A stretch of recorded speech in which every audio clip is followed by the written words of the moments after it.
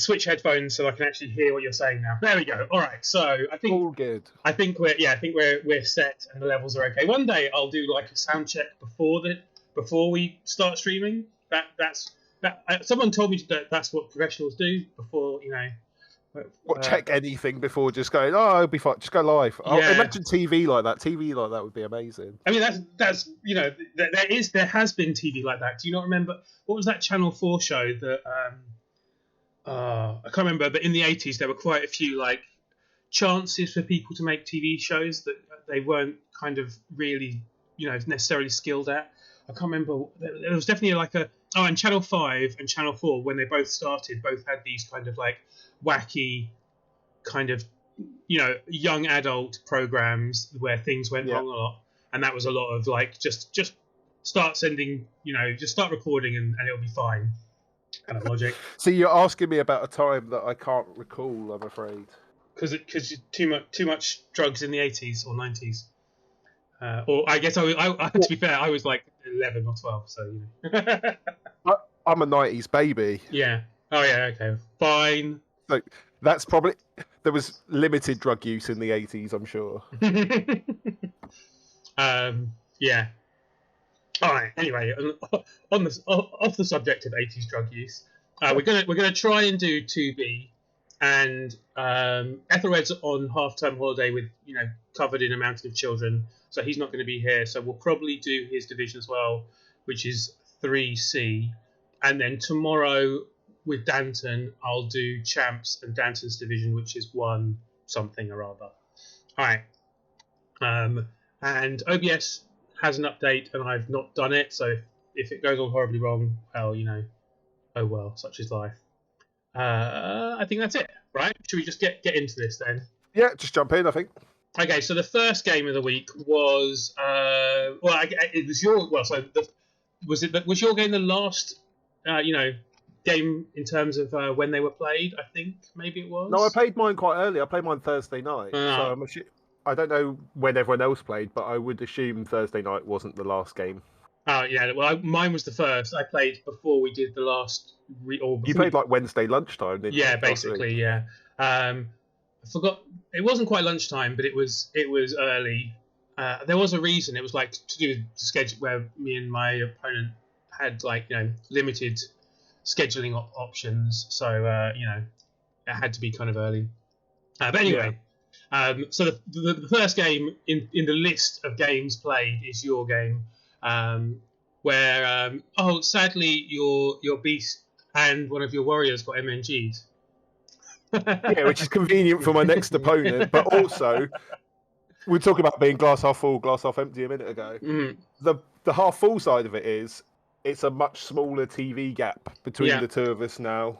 You're not going to have 600 in inducements, and it wasn't like star players, if that makes sense. It wasn't like they are both. Sorry, go ahead. Yeah, no, they are both quite expensive players for kind of what they bring to the Bash matchup against North. Right? Yeah, currently they're not offering like the Beast. Obviously, is quite useful just for tying players up, but you haven't got that many players that you want to tie up. Particularly, like it's much more likely to get stuck on a loner lino than he is on something critical. So, because a lot of the sort of better players in your team are normally the higher strength ones, or ones that can probably block their way out of it, especially with the Beast not having anything other than guard. Yeah, well, I guess we should talk about the game first of all. So you played against the Prime Goons, Old Yellow's Orcs. Yeah, back-to-back Orcs. So I was quite happy to get out of it. He's got some very hitty Orcs, like it's quite a lot of Mighty Blow and a Pommer and all of that sort of stuff. He's more killy than my team currently is.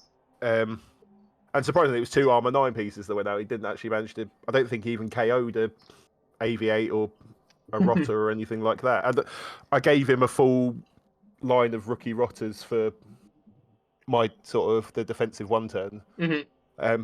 Didn't even get. I think he might have stunned one, even with a foul as well on the rookie Rotter. I think he was just desperate to try and remove anything at that point of value.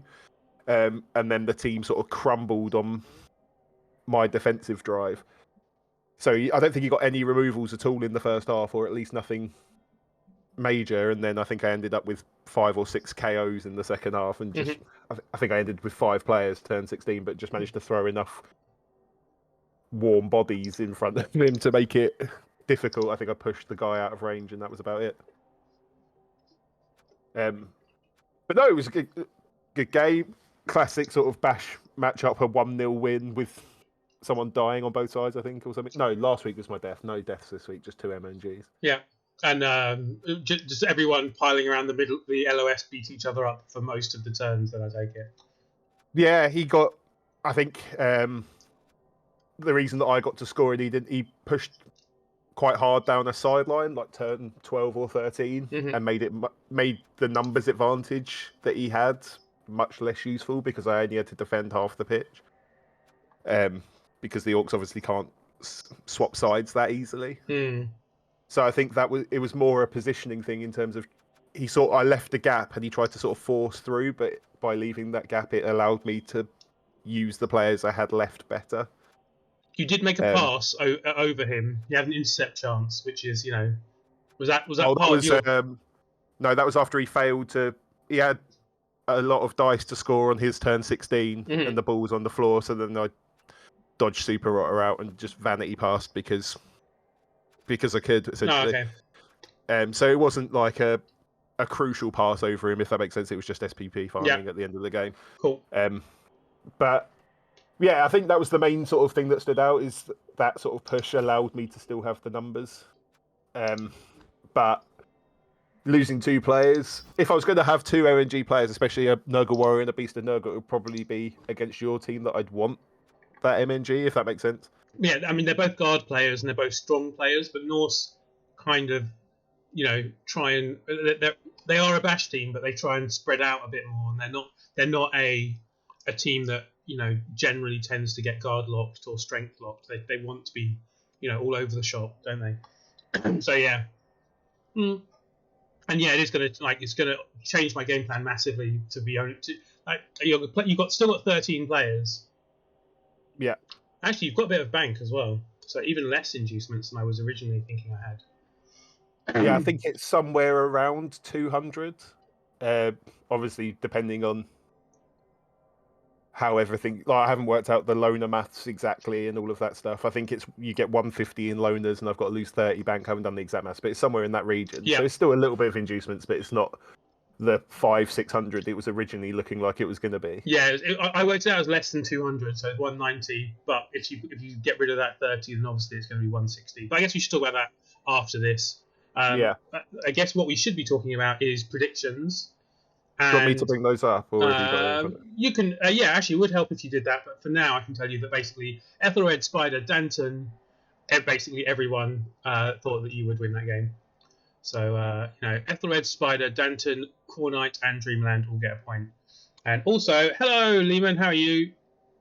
And Gruff, did you win? Yes, we both won this week, but we'll get to that in a second. And maybe also more reason why Ethelred's, hiding under the mask of, it's half term. Yeah, because I'm not sure. I can't remember Danton's result, but if he won as well, then maybe it was. He did. We'll get to. We'll talk about that tomorrow. Yeah. Yeah. No, we might talk. Ethelred. Yeah. Ethelred. Yeah. Ethelred, Spider, Danton, Core Knight, and Dreamland. Sorry, I need to. Ethelred. I'm making a note to this. Obviously, Spider, Danton, Dreamland, and Core Knight. Okay. Oh, and I guess as I've done that, I should actually show what I've... There's predictions in the top corner. Not looking very pretty at the moment, but I'll work that out in a bit. Okay, so that's the first game done. Second game was my game. So yes, I did win. I won 2-0. It was one of those games where it never felt like I was winning 2-0 at any point. It was like it started off bad. I scraped the ball in on my drive, just about getting it over the line, and then, near the end of the second half, suddenly, turned him over and no, actually no. I lie. I tell a lie. The first half, his drive, it was a lucky sack, and then I scored on his drive. And so from that point on, it felt like it was going to be 2-0, maybe 2-1, because my players started disappearing. But generally, the first half was pretty. It didn't feel like it. When you see a 2-0 result, I imagine the emotion that is felt by the coach is pretty much ease, and I wouldn't describe this game as feeling easy, if that makes sense. No. Yeah, and you were playing the Sea Perverts Undead, weren't you? Yeah. So it's quite a difficult sort of matchup. It's like he's quite low TV, so you're not getting loads of inducements. Yeah. He's got a fair amount of Mighty Blow, and he's got a Tackle Bomber. He's got stuff that can counter bash the Norse and stuff like that. So actually, he had a bribe stadium, and right. So that means he got a bribe, but it means I also got an extra bribe, and my fouling actually worked quite well. I didn't kill lots of his players, but I removed and stunned quite often without getting. I didn't get caught once in the whole game, I don't think. No, I don't think anyone got sent off on my side. Yeah, including having 2 bribes. I had 1 bribe and Lona Ulfwerner, I think, or something like that. So I got an extra player, but I fouled most turns with the bribes and no expulsions, and he fouled a bit as well, but he ended up down players, and it's really hard to fit in fouling when you're trying to actually win the game as well, right? So protect the ball and things, especially in your offensive drive. Yeah, when down players, it's got, and that's where my fouling worked really well. Like not being caught and removing or stunning some of the undead was great. Oh, I lied. There were 2 Kaz zombies or skeletons, and they both regened, and then I think I MNG'd hit one of his ghouls as well. So I did a bit of damage too, but not, it wasn't like a massive landslide of destroying his team or anything. No, but I think he's having a bit of a rough time with his team anyway. If I remember his TV, he was in my division last season, and our TVs were very similar then. And I think now there's about a 600 gap. And I haven't bloated up that much. I've gone up maybe 100 in that time. So I think he's taken a couple of losses in that time as well. So, while he's probably grateful just for the MNG, I guess, to an extent, but again, it's not. I've just seen it on the stream now. It's 1460. It's not. Yeah.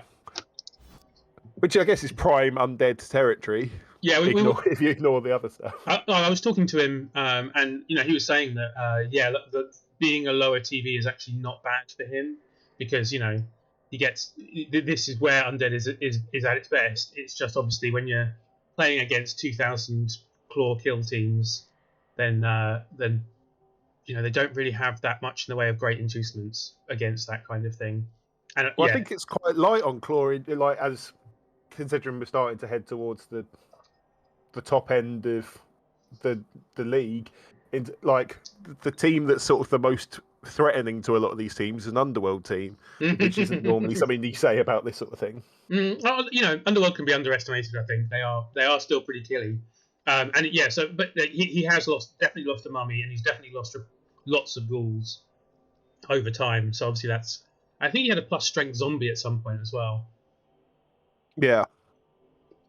So yeah, he has definitely lost players. And anyway, on to who thought I would win, and just 2 people, and that was you and me. So it makes it sound rigged, doesn't it, when it's just the 2 of us doing the recap? It's just. I think it's the opposite. We have more reason to be on here doing this, to go, yeah, look at this.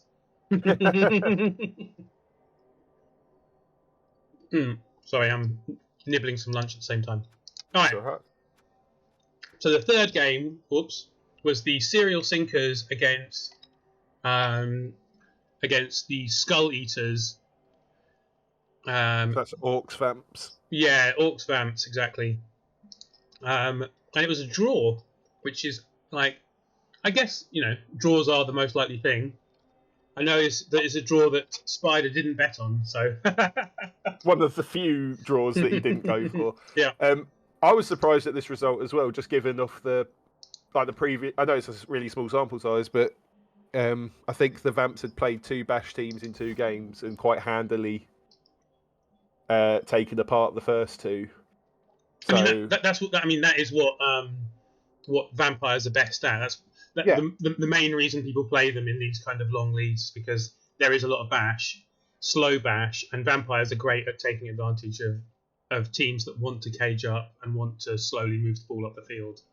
I guess there was some removals or something like that might have made it a bit harder for the vampires, or maybe they just the vampires can also just roll lots of ones, right? So yeah, with Vamps it's got the elf problem of like if you just roll ones, it can just ruin a drive in one moment if it just happens to be a critical fail sort of thing.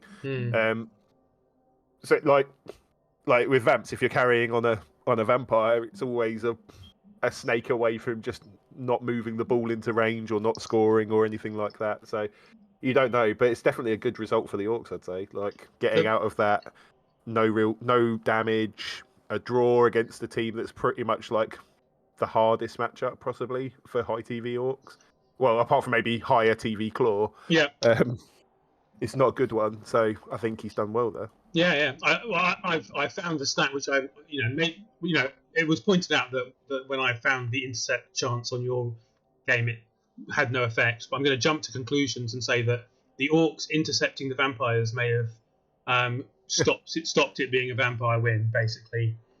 Might have been more critical, yeah. Yeah, especially as it was a successful interception, right? So that was a turnover, which, a turnover and a turnover of the ball. A turnover in the American football sense, not just the Blood Bowl sense. And that's quite obviously an intercept in this context is probably a 2 touchdown swing. It's probably stopping the Vamps and also potentially being a score for the Orcs as well. You don't know without obviously looking at it, but yeah, it's it's a very sort of swingy moment. But you don't care how they come sometimes, and that's like when I have to play the Vamps. I don't care how we get through it, sort of thing. As long as you can get something out of it, you take it. Yeah, exactly. And interceptions can have a massive effect on the game, and you have no control. You have no chance to re-roll them. I just never throw it over the opposing team is the ideal scenario, and that's that's what you should do. Anyway, so no one bet on a draw. So should we move swiftly on to Icus's Disco Sealers against Jordanlean's OCC Picando Piedra. So I saw the stats for this one already because I thought quite like the Underworld. The way they played against me, you just go he got quite unlucky with the armor rolls and thought Lizards is like a great matchup there in terms of they've not got a lot of tackle to deal with the Goblins, and he's got 2 claw. He's got 1 Claw Palm and 1 Claw Mighty, I think, on there, or 2 Claw Mighties with the Troll. He's got a lot of hitting power against Saurus, so as long as he can get the blocks, he could rip through Saurus. And then I saw the stats afterwards, and I think there was at least a dead Saurus, an MNG Saurus, and maybe a Skink died as well, or something like that. It was quite a hard game for the poor Lizards, I think. Yeah, 2 kills inflicted, 6 injuries inflicted, and 4 KOs. So that's 12 removals over the course of the game. It's it's going to have an effect, and that's with 31 blocks, which is that's just insane. Even with that's lethal. That's the evening up from my game where he didn't get a lot of removals. I think it's the balancing out of that, but. I think he leveled 2 Sauruses in this game, which was a big positive to take from it, but also lost a block Saurus. So it's a net profit, I guess, in one sense of 1 Saurus level because 1 level 1 died. And it seems like I think it's a product of playing high TV Lizards is that you will run into Claw in Eternal Leagues and they will remove Sauruses and they'll die. Yeah. And Underworld are great for having those 2 kill pieces and a load of bump that the Underworld coach doesn't care about. So against Lizards, where every Lizard is a lot of TV, a few removals goes a long way. It's Yeah. interesting. I wonder if Icus's going Mighty Blow first on Saurus might have contributed. Like, how many of those were both downs that resulted No, in so a... I think he's just taken both of those mighty blows on Saurus. Oh, okay. I saw he got 2 levels and a block 1 died. No, they were both fresh ones before he got Yeah, it. so he's leveled them now into mighty blow. Mhm. I assume to try and just get them to block as quickly as possible. Assuming he's going to go block first, but I assume it's just trying to catch up mechanism, which, again, for most of the matchups in this is probably not a horrible idea, although I guess trying to punch... I don't know if he's played both Orc teams yet, but he's not got the easiest matchups to do that in. It's not a lot of there's only one Elf team, and then you've got your team obviously with Armor 7 as well. It's not a Kaz paradise sort of thing. It's not like no, you've got a load of teams that you get he's already played the Underworld, which is the team you go well, you've got nice soft targets to hit sometimes. And I think I guess with strength 4 it changes the maths a bit, but generally the effects of block are greater on scoring Kaz's than the effects of Mighty Blow, right? Like, so that the chance of you getting more people down because you have block and causing more armor rolls is broadly the same as the extra Kaz caused by Mighty Blow. So taking block is usually, in my opinion, a much better idea. I guess at high TV, lots of people already have block. So I guess if everyone has block, then then you're not getting extra Kaz from having block anymore. I guess that changes the logic. It's interesting. Yeah, I don't hate it.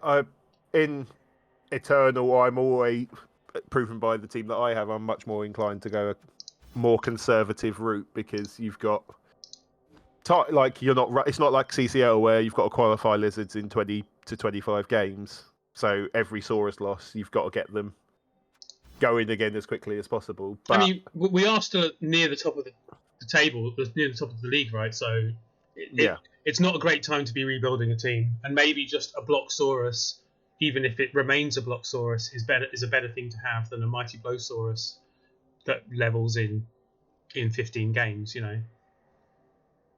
Yeah, I personally, I always think that it's just block reduces, even if the other person has block, reduces your own armor rolls and keeps them alive longer. Especially like thinking about my matchup for him, if he hasn't got blocked by then, those are the first things I'm hitting with Claw Mighty every turn as soon as possible.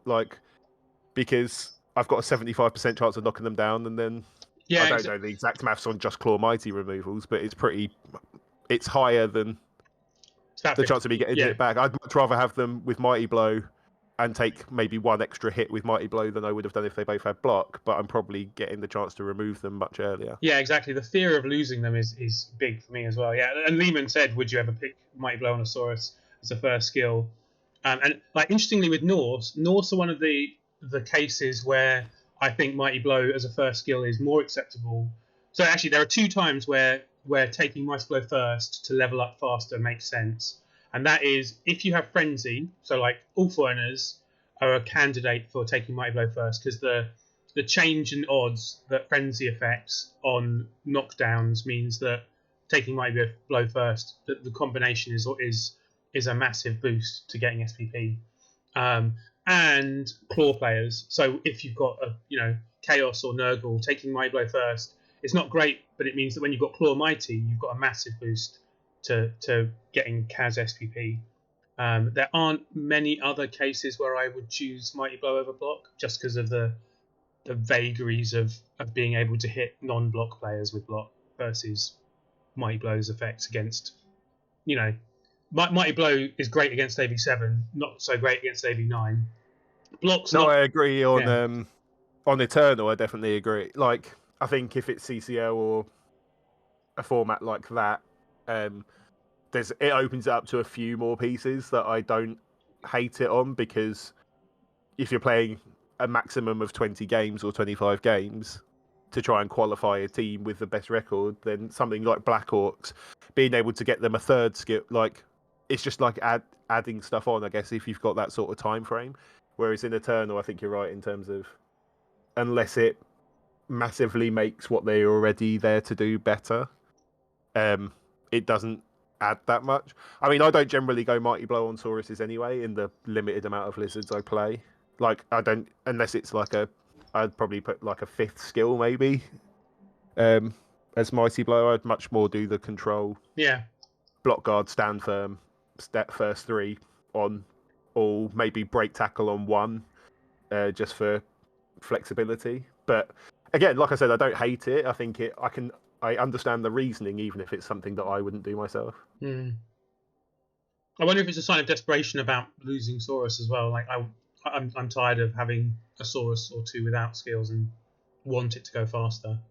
Well, at this point, he's got next game he's got 3 Saurus, and then it's all sort of trying to rebuild. Oh no, he can buy another Saurus. Yeah, you can have 4. So you can have 4. This is the week you want to play them, I think. But, yeah, I can understand that as well. I think Lizards possibly are one of the most frustrating Eternal teams, unless you've got unless you've got like a Natty Skink or Sundrop or something to that effect. I think it can be quite frustrating because they become a lot more fragile at high TV and don't have the benefits of stuff like elves or, to a lesser extent, Norse in terms of like the stuff around them. Yeah, if that makes sense. I don't think they're actually any more fragile, but I think you lose so much more when Sauruses die, right? So your Sauruses are so key that when one of them becomes a rookie again, it screws your team over so badly. Whereas almost all other teams, don't have that same kind of massive drop in power when 1 or 2 of their one key positional drops out. Right?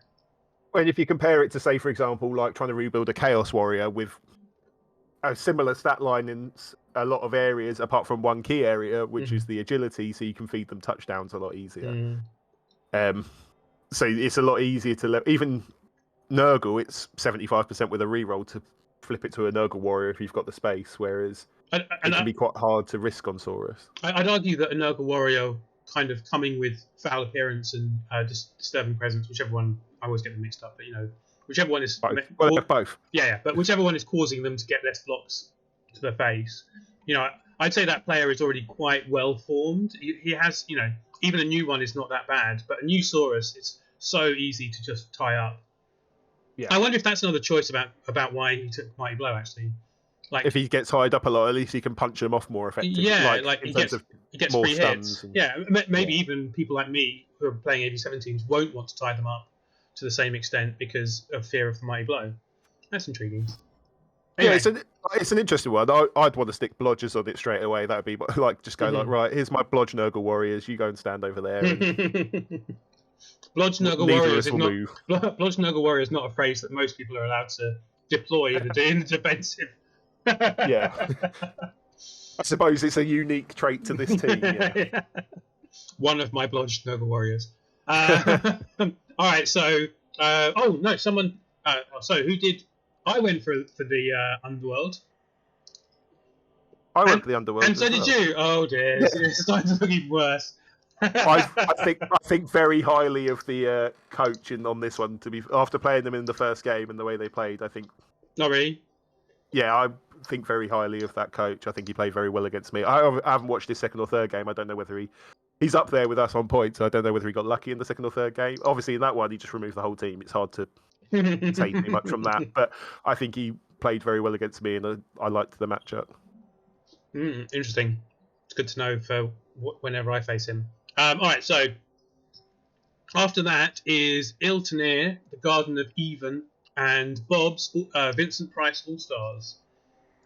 Which is not vampires. Which is not vampires. They are undead.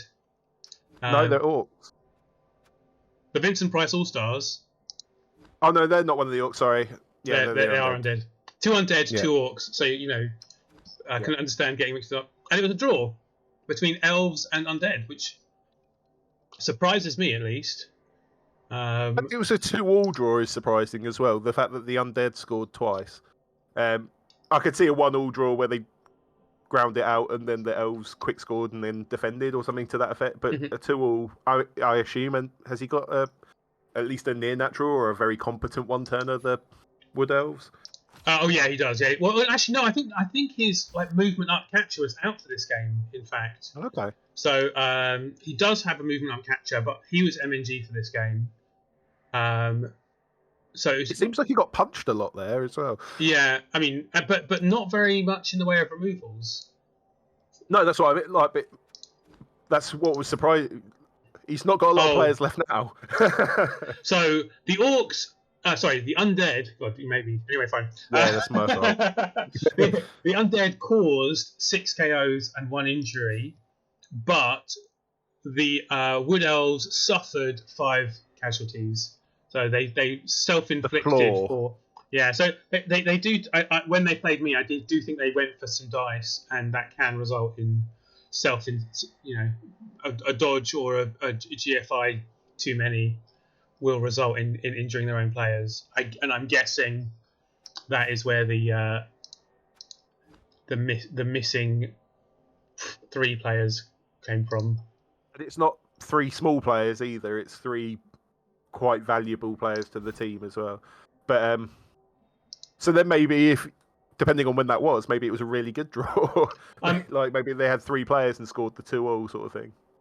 I'll have to have a look at the actual the match report, but I think this catcher didn't have agility before this game, so I think he must have got a shit ton of. No, that can't be right. He must have got it from the last game. Where did they play? There we go. Oh no, he did have it before, but he did also get 9. The catcher got 9 SPP in this game. That's pretty good. Interesting amount as well, considering. So it must be he scored both times and threw 3 passes. Unless he blocked and cast someone, which seems unlikely on the catcher. Or there was no interceptions. There were only 2 passes. How did you get? Maybe he did cast someone. Yeah, he must have. The blockless strength 2 player. Well, the most fearful. Yeah, but an underworld, undead as well. Yeah. I would guess there was some basing up, and he got to. It was safest for him to. No, it says they didn't sustain any casualties. MVP. Oh, you got MVP. MVP, 1 touchdown, 1 pass. Okay, there we go. God, that took a lot more effort than it should have done for us to count to 9. Maths is hard, man. Jeez. God, I can't believe it took that long. I was trying to go through all the combinations of things, and then realised, I just got MVP. That makes it much simpler. Yeah. There is only one other touchdown and 1 other pass by a catcher as well, from that team. And the white leveled up as well. Let's have a look at what he got. Have they taken the level? Yep, it's been taken. Too many undead. There we go. It's the Agi up one as well, so that's why I'm particularly interested. He took Mighty Blow. On a normal... What did he have already? So both whites have gone Agility as their first skill, and then one's gone Tackle Mighty Blow, and the other's gone Guard Tackle Mighty Blow. Like, from movement down, I'd take Stand Firm. I think Stand Firm's something that protects them from being hit a bit, because people don't want to get tangled up. And that also especially means... as a third Stand Firm just removes all 1-turn chances and anything like that as well. I don't hate the Mighty Blow because he's quite light on it, but I mean he's undead. He's got 3. Well, he's got 2 built in. Yeah, exactly. And you can only blitz with one of the whites a turn. I think you're right on the move down one, maybe going something else. But actually, sorry, it wasn't the move down one that leveled. It was the one that's all right that got Mighty Blow. So yeah, fine. I don't hate it. It's just standard white development, isn't it? It's just build them as pommers, and then. Oh yeah, he's got. Sorry, I'm getting confused because I played this team last week, and he's got a lot more players now because he got a lot of MNGs in the first game. So I lost track of who was there and all of that stuff. But it's the AV up mummy team. No, yeah. Which I know you don't like it, and Ethel doesn't, but kind of like I don't think movement's that great. and I can understand not wanting more strength skills, but I would also recycle him at some point. Yeah, assuming it's 6'4" and it was just normals, I would go move, but I have never taken armor on a player ever. So I don't know if that's a good judge of whether there's ever a time to do it, but I've never seen a time in which that 30k TV is worth getting hit. What, like, in the matchups that the mummies are able to get hit that often, it's mostly the matchups where it's not going to matter. I mean, you got to remember they do get hit a lot. You spend a lot of time just throwing them into stuff, right? Yeah. So they get punched a lot, and even with AV9, that's that's a 1 in 6 of their armor getting broken every time they go down, right? Yeah. So halving that to a 1 in 12 means twice as much throwing them into stupid places. Yeah, and also it's a little bit boosted, not so much by the actual skill itself, but viable alternatives on mummies. It's sort of exactly. Once you get past 3 skills, what else are you putting on them anyway? Yeah. Well, that's what I was saying about. Okay, and Danton got a point, by the way, for the betting. He's the only one that bet on the draw for this game. So yeah, exactly. It's largely boosted by the fact they have crappy choices, just strength skills, and he's kind of already got all the best ones. So diminishing returns. And a lot of the places where I don't dislike armor are on pieces like that. There are some really hard choices. I've seen it taken on a Norse Berserker, and it's a late pick, and I think it's quite good because they spend a lot of time lying down, so it's kind of like it requires one more assist to foul them out, and everyone's always fouling them. And maybe that, like, there's a lot of the cases where there's an expensive player that I'd want to protect that maybe excuse it a little bit are also the ones where just move up is better. Yeah, like I can see the argument with the Berserker, but because of the access, got to think like, well, it's got to be anything that's, or even if it's all normals all the way, you sort of go, there's got to be some additional value somewhere else. But again, it's personal opinions, isn't it? As well, it's like, oh yeah, definitely. I've said before about my innate hatred of Berts, and that doesn't necessarily mean that Berts are the worst team. That's just very subjective in that I think they're terrible. But yeah, I can't see where I'd get more value out of 30k on armor than I would. A mummy's probably about as close as it gets. Yeah. And that brings us to the table looking like this, which you said, oh my god, I've won 2 and drawn 1. I've got so many points and I'm still only third. To which I responded, we're all equal first. Yeah, it depends on your outlook on it. I think me and you have these differences in tiebreakers and what the OCC uses as tiebreakers compared to what it shows as in client and stuff. But it's just really weird how it's broke. Like, I've not seen it like this, where essentially it's like 3 teams on 1 and 4 teams on 7, and it's quite sort of spread out very early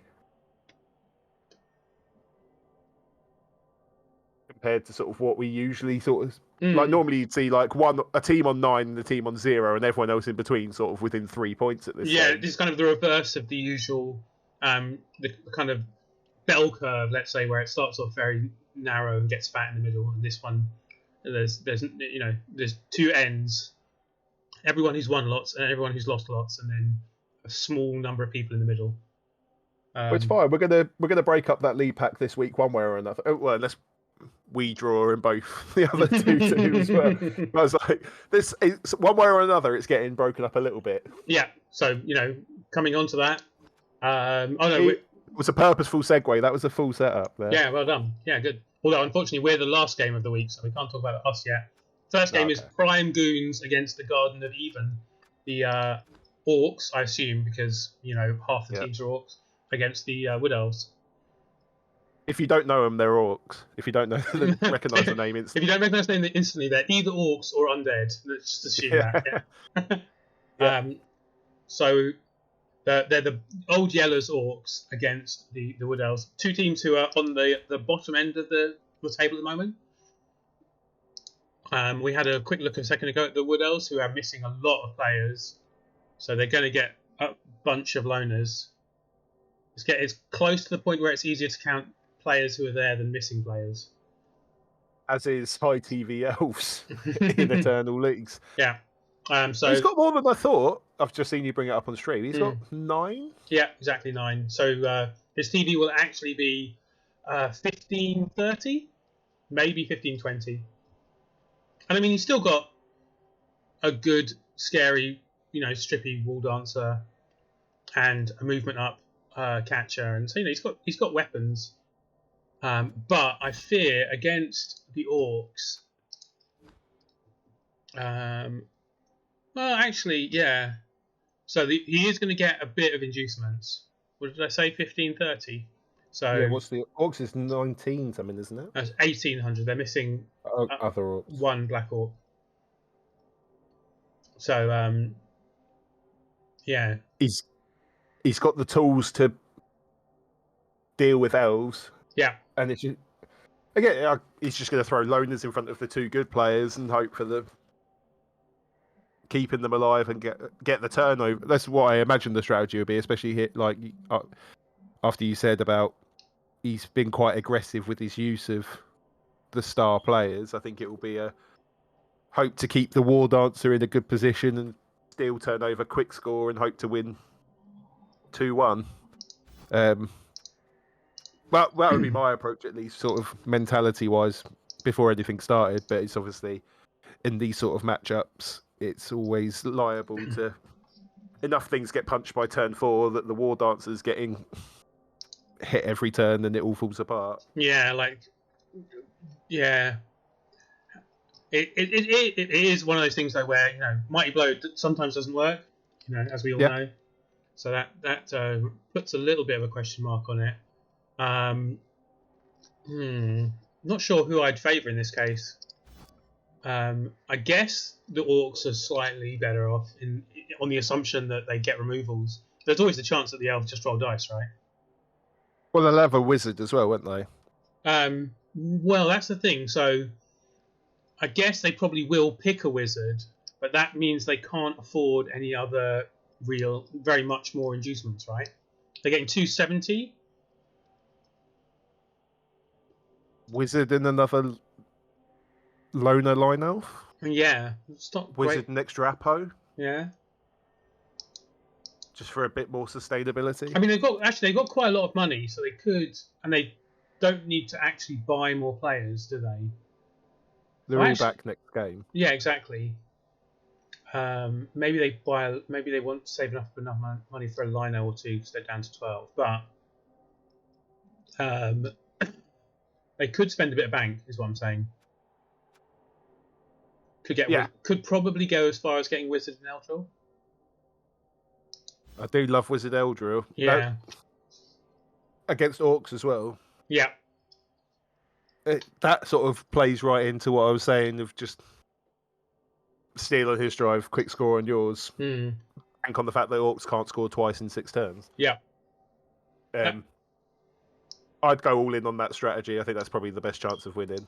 I think you have to go with the orcs because you don't. Without those inducements, I think it's a very different game. That's interesting. Okay, so I'm going to go for the Woodies because I think I think they will use the inducements well.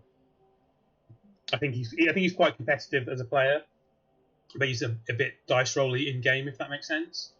Yeah, but that's playing Wood Elves. If you're going to be a dice heavy player, Wood Elves is one of the teams to pick to do it. Yeah, definitely. My last CCL game before I gave up for the season was a Wood Elf team. Leap in, 5+ sack, 4+ pickup, run away, game over sort of thing. Like, it's a lot of fun. It's fun when it works. I have a terrible Wood Elf record. I think they're my least played elves. If I'm playing that sort of team, I generally prefer pro elves. Not because they're better. I just find it more fun. It's interesting that there are some obvious similarities, but I think they play very, very differently. Yeah. But anyway, all right. So you're going for the orcs. I'll go for the orcs. Okay, cool. Yeah. All right. So the next game is the Vincent Price All Stars against OCC Picandro Piedro, which is the Piedra, the Underworld. Yeah, Underworld against the Undead. So that's 1700 Underworld with 14 players against 1800 Undead, also with 14 players and a bit of wasted bank. So actually, if they got rid of if Bob gets rid of his bank, which I don't think he did before, right? I think he's had a bit of excess bank for quite a couple of games now, right? I think so. But if you're holding on to that bank, like, I don't know what he's holding on to it for. Like, unless he's waiting for a point to cycle a mummy or something like that. I don't know what you're holding on to the bank waiting for. Yeah, I mean, he's probably expecting to have to replace a player. Yeah, and I get that, but 150 will continue to have that same effect and stop you giving up stuff every. He doesn't have that many expensive players to replace either. Yeah. Yeah, like, even if it's a mummy that dies, it's what's a rookie mummy? 120? Oh, 120, yeah. So you can just replace anyone off 150 anyway. Again, I guess it depends on matchup, and you sort of weigh up the inducements, and if you're not giving up that much, then... But in this one, it's the difference between giving up a bribe to the Underworld with Dirty Player, or it's giving up a babe.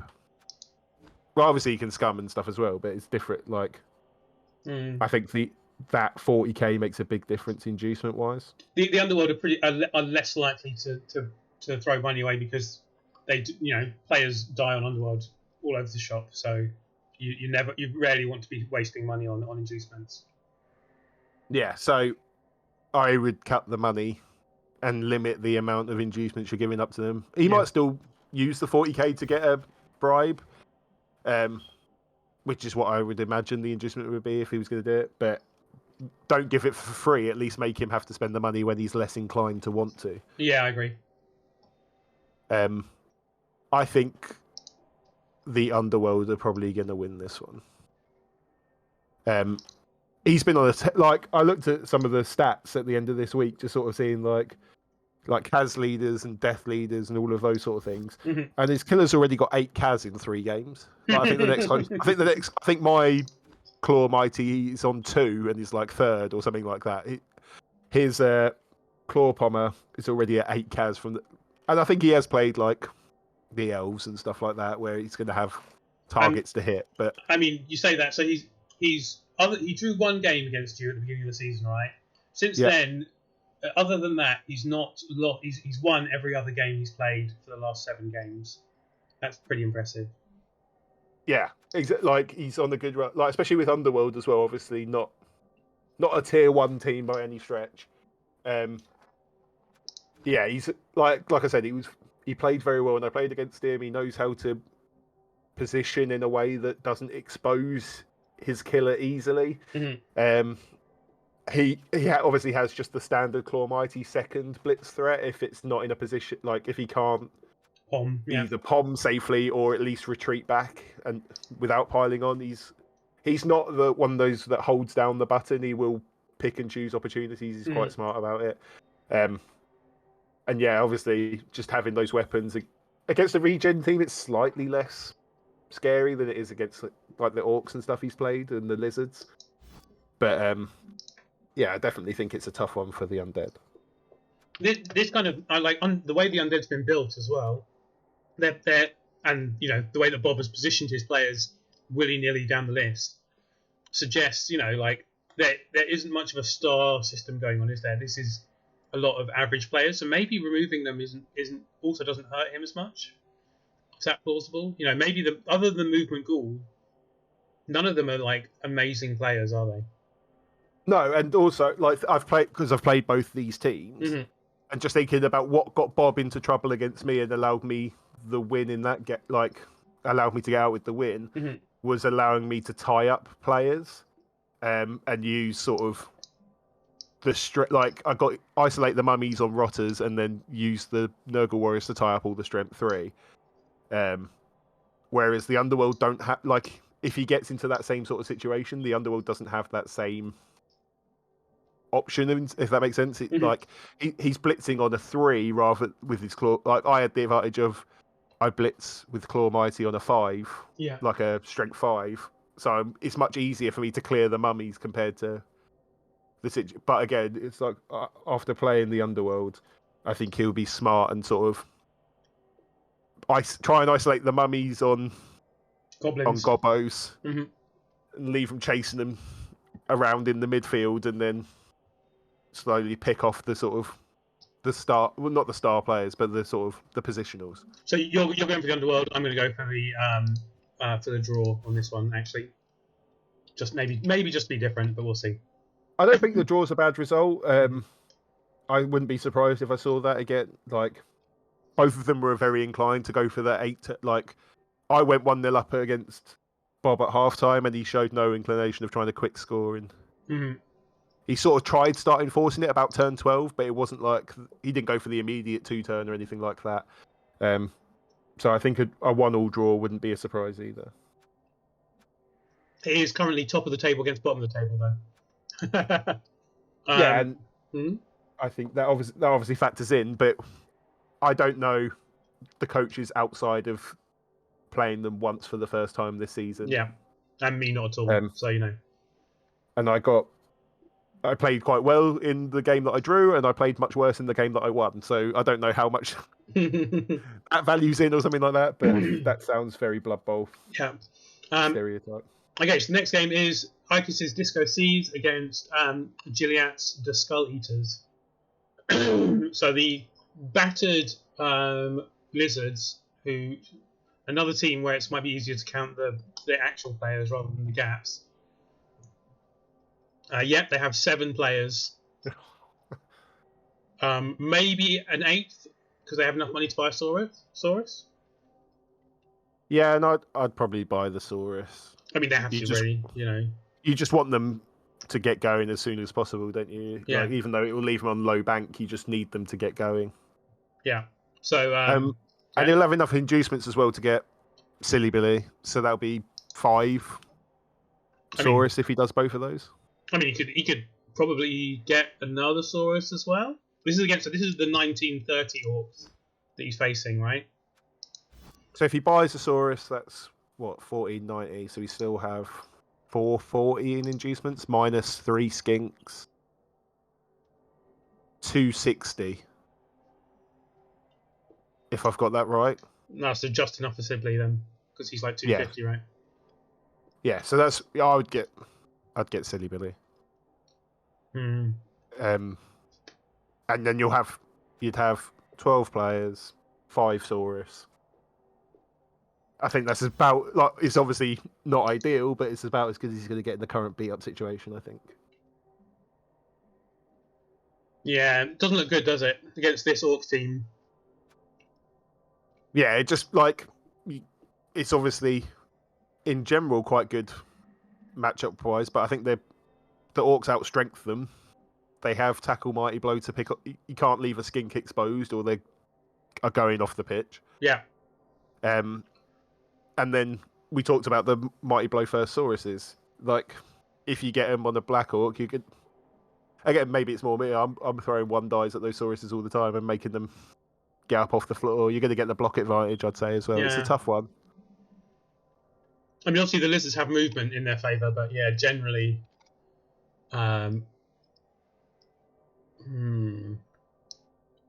Yeah, kind of have to go for the Orcs, don't I? Actually, I'm going to go for another draw on this one.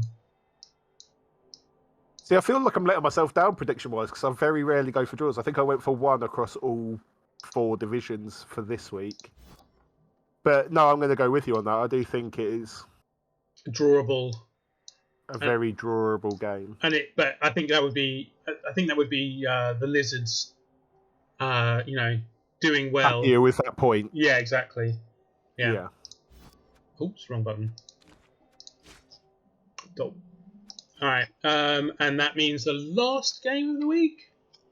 No, it's not. No, 2 more. So we've got the Serial Sinkers, the Vampires, against Hit Me Baby One More Time, Sea Perverts Undead. So the Vamps are a pretty full team. They got a movement bust on their Agi Thrall, which is very frustrating because it's nice for Vamps to have that reliable ball carrier. Yeah, he like as far as I'm concerned, he's purely for ball recovery purposes. So he sits in the backfield and brings it forward to hand off to a vamp, right? Yeah, it depends on how you run your vamp drives. I would have the ball on him until the point I was scoring most of the time, or because you can move him every turn without having to destroy someone else. Yeah, if you fair. need to. But yeah, apart from that's obviously frustrating, but I don't think it will. It doesn't kill what he's there to do. It just makes it obviously slightly more difficult and all of that stuff. And apart from that, the team's pretty much unscathed. It still has the horrible things that it had before. It's got Edge 5 to make a gap, and it's got a tackle mighty to exploit the gap when it's been made, sort of thing. Mm-hmm. And movement to get far away, which vampires is one of the things they're missing generally, is the movement. So it's a horrible matchup. I think it's a great division for the Vamps to have landed in, and it's the team that when I was on paper without knowing any coaches, you sort of go like, this is the one that's going to be the most taxing mentally sort of game to stay ahead of. That's always the way though. Vampires and Kislev, most mentally taxing games ever, whatever happens. Well, Kislev, I generally don't mind because it's much easier just to punch them all the time. Like, whatever team you've got, you can punch. It's a lot harder to punch Strength 4 everywhere. Strength 4 Blodge Step, in fact. Yeah, and especially since C Pervert, he lost his his Saka, didn't he? Like, I think we said that in the previous bit. He lost his tackle wrestle. So obviously that gives you, because that piece has you could just uphill with that, and I don't think any of the Vamps have sure hands either. No, so you're pretty much rolling 2-2 to if you've got a clear shot of the ball, that is obviously. But he's not there. But he's not there, so when the Vamps have the ball, you're pretty much just hoping to remove Vamps. That's pretty much the whole strategy, I think, here is just hope to either remove enough thralls that the Vamps get stranded, or remove the Vamps themselves. I think it's very dice reliant. I don't think you're going to get a lot of help here with the team, sort of thing. There is 460 worth of inducements. That's quite a lot. Could even get their own vampire in Count. What's his name? Count Luther. Count Luther. Yeah. I don't know what I've never taken. I've never had enough inducements as I've only ever taken Cheney. I've never taken. Yeah, so he's. I can't remember how much he is, but he is expensive. But he's 380. 380. Yeah, that sounds about right. Which is the same as Ramtut as well, by the way. So there is a kind of direct, decision making. I've taken Ramtut. Yeah, but Count Luther has Hypnogaze and no Negatrait, and is Strength 5, which is, and obviously still Agi 4, which is a pretty sweet combination of things. Which is great if you have anything but you Hypnogaze a way in, and then what? Then what? And then you stick a guard. And then you just go for a normal tackle, mighty blow hit on a 1D, hoping for a 5. Mm-hmm. And it's not. For all your inducements, that's not great. Still, is it? No. In terms of as a strategy, it's like, oh yeah, I spend all my inducements doing this, and I can get a 1D 5+ as long as my loner makes a 3+. It's interesting how little you see him, considering how popular Eldril is. It's the cost. Eldril was 200. That's a much more reasonable. I'll take Eldril.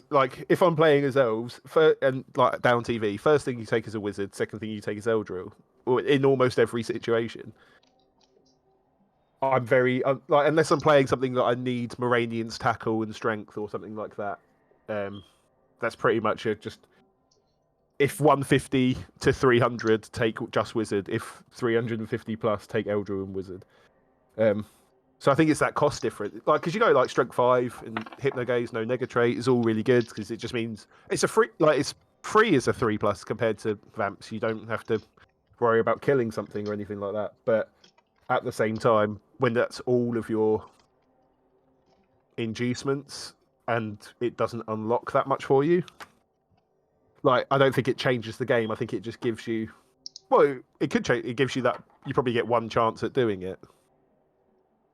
I mean, with Eldril, you get one chance. With a Strength 5 block Armor 8, Regen, Vampire, you usually get more than one chance, right? Yeah.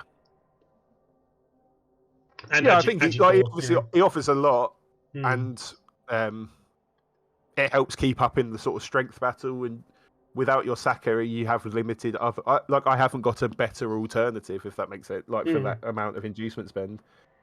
So I don't hate it as an idea. I don't like any of the options, if that makes sense. It's like I think all of the options aren't great. I guess the other choices are Wizard, Bribe, and more dirty players skeletons. You know, try if you're going for the removal game. You know, a Bribe and more dirty player is the next thing, isn't it? Yeah, and you've got one tackle. You've got a way of getting the vamps down. Again, it's just picking for your playstyle what of these options that aren't amazing give you. But again, playing vamps is always one of those things where you go like, well, when it works, it's very hard to beat them with any strategy, especially down a chunk of TV. But if the vamps start removing themselves, it becomes a lot easier, and you do have weapons that can help you. Like you've still got a good ball carrier, you've still got a good killer, you still have 2 mummies. Like you've got things to work with, and enough players really as well. Like the vampires are probably not going to be removing tons of your players. You'll probably have 11 to start the second half, even if like things don't go amazingly. Yeah. Like he's got 13, and he'll probably have some sort of bench added in his inducement. So. And the vamps only have 1 mighty blow, and vamps you're generally not hitting every turn with might. It's not hitting with the kill piece just for hitting with the kill piece for removals. It's more just. So who are you going to go for? If it fits, I'm going with the vamps. I think the vamps are going to win. Okay.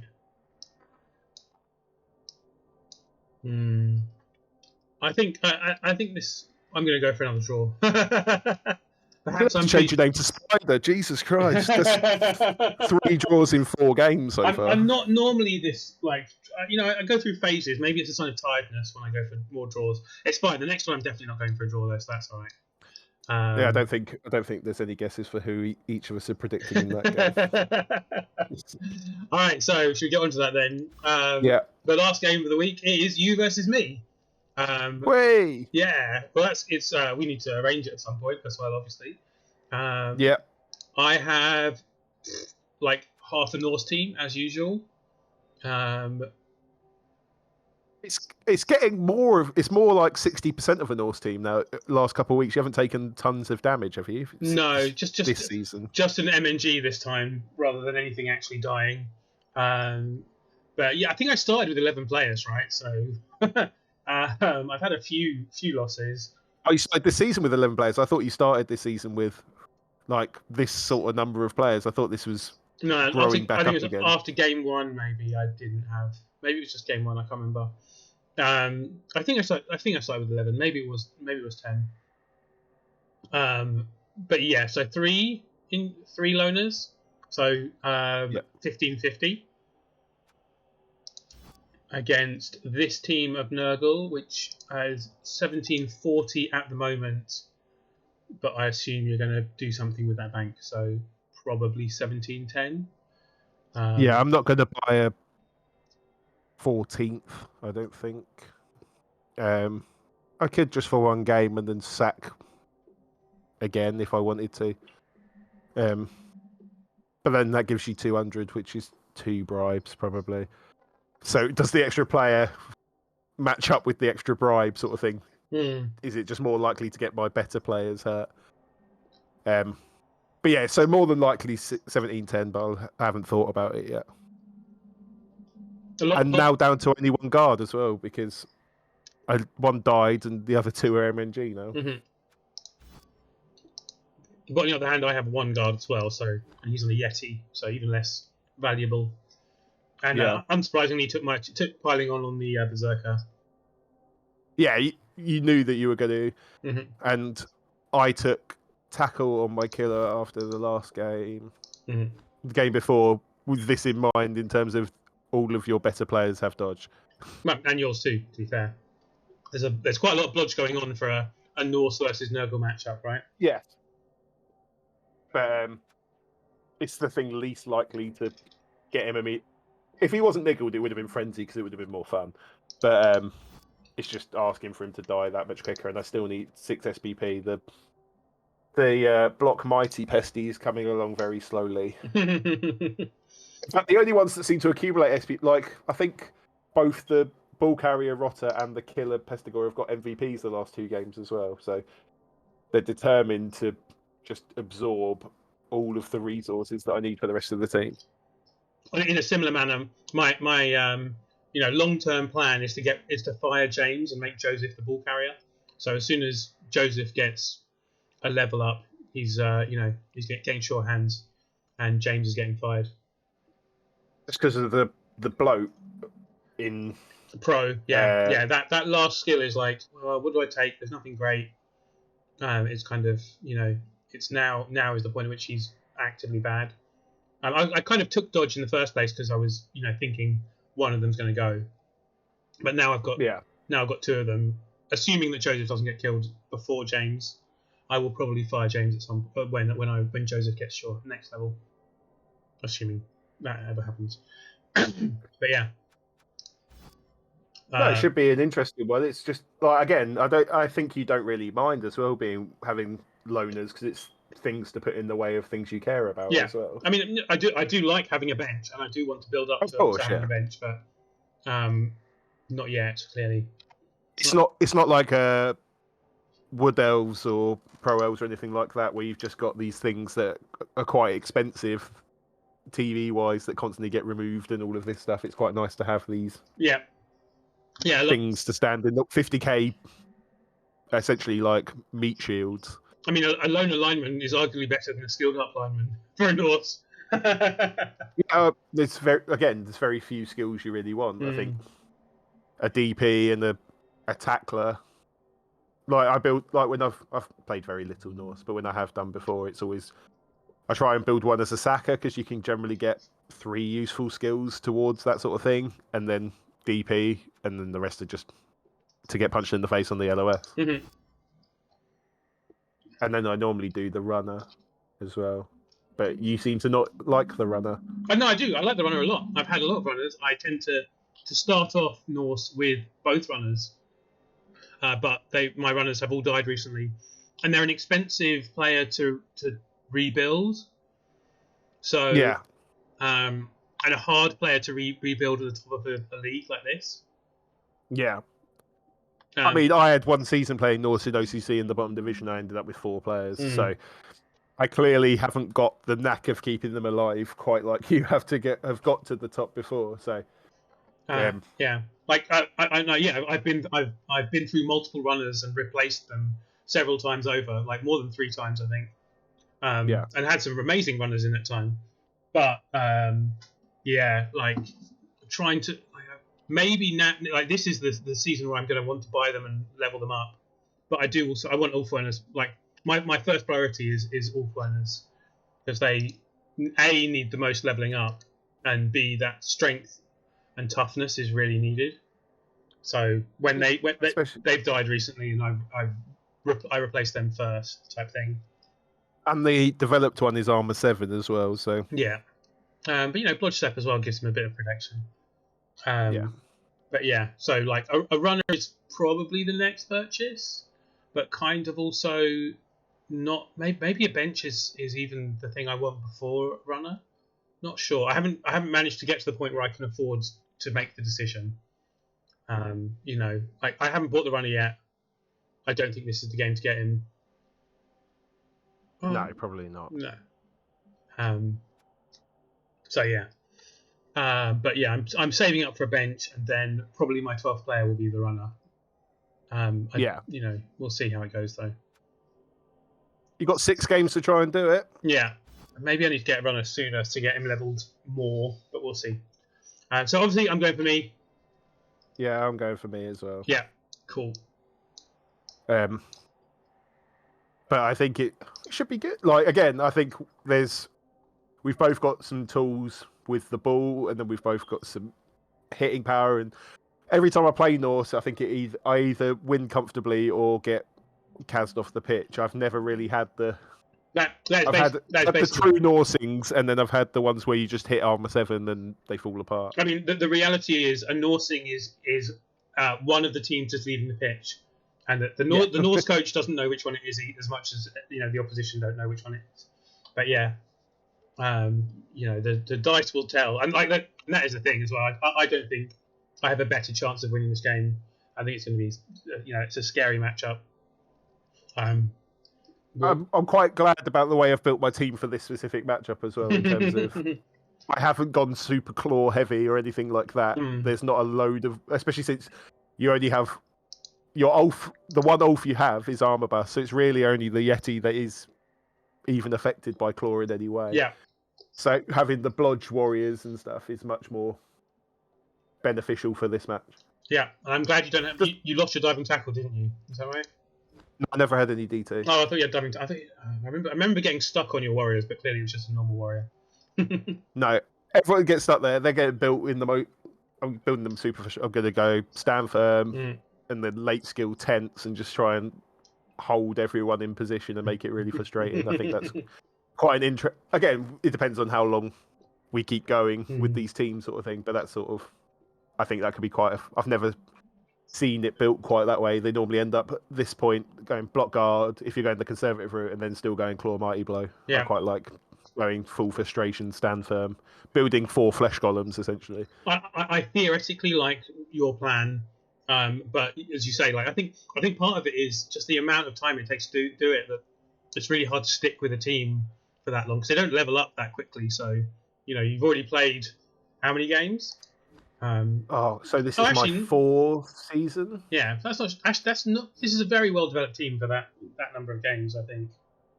Yeah, the Nurgle, but the problem is that so the top 3 that all have multiple skills are all original. Like I've had no deaths on Nurgle warriors. It's just that block one that's a replacement. Yeah, so time will tell if that carries on.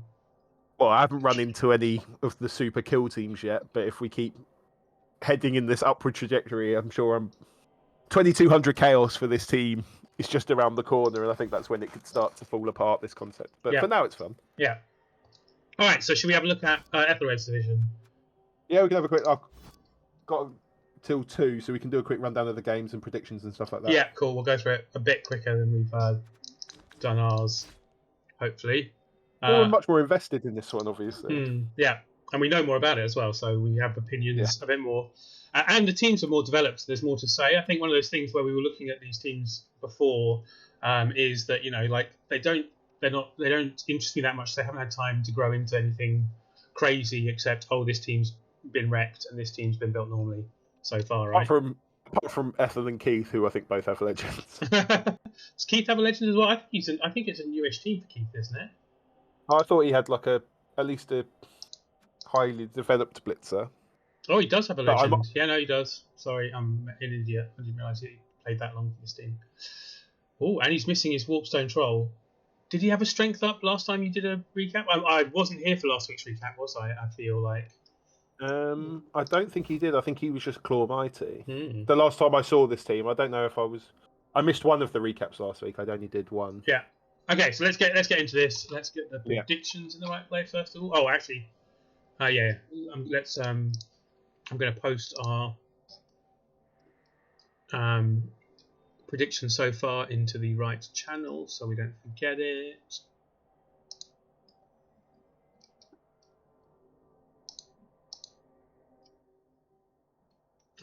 Danton, and I've just spotted that Danton is in the mountains with a limited internet this week, so hence no Danton. And I forgot to mention. Oh, flip me, whatever. All right, boom. All right, so all right, first game of the Ethelred and Keith division is Birdman Darkwing's Papyrus Makers, the Khemri, against Blue Ravagers Overlord ARG. So the Khemri lost to Overlord Argentina's Blue Ravagers 2-0. And looks like the Orcs did a lot of damage, or did more damage maybe. But Yeah. but like 2-0, started off by talking about how I don't think 2-0, it might be not that big a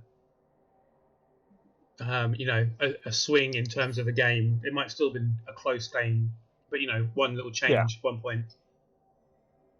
The Orcs, critical turn, 2 touchdown swing sort of thing. The Orcs did make 6 passes, which suggests a certain amount of at least a relaxed attitude to the game. Yeah, there's some sort of comfort involved in that for sure. Yeah, 6. I think that's as much as I've made with my team total. Wow. Let me see if I can find the actual match report. See if there's anything worthwhile in it. Here we go. So the Khemri Khemri Blitzra got an anti-bust, which I guess not one of the biggest problems for Khemri. Like he's already bust on Khemri is pretty much an MNG. Yeah, I mean you do end up dodging with them quite a lot. It's a weird thing because a 50% is still better than some other choices you end up making, and opponents do base you up because that's an obvious way of. For sure, you'd rather not have it, definitely. But as it goes. It's one of the reasons there's worse agility busts in Blood Bowl. Yeah. It's one of the reasons I really like Juggernaut on a Blitzer as well. Because being able to blitz yourself free where that a both down is still freeing you up is good. Yeah. Other than that, there was a dead skeleton, but no other major injuries.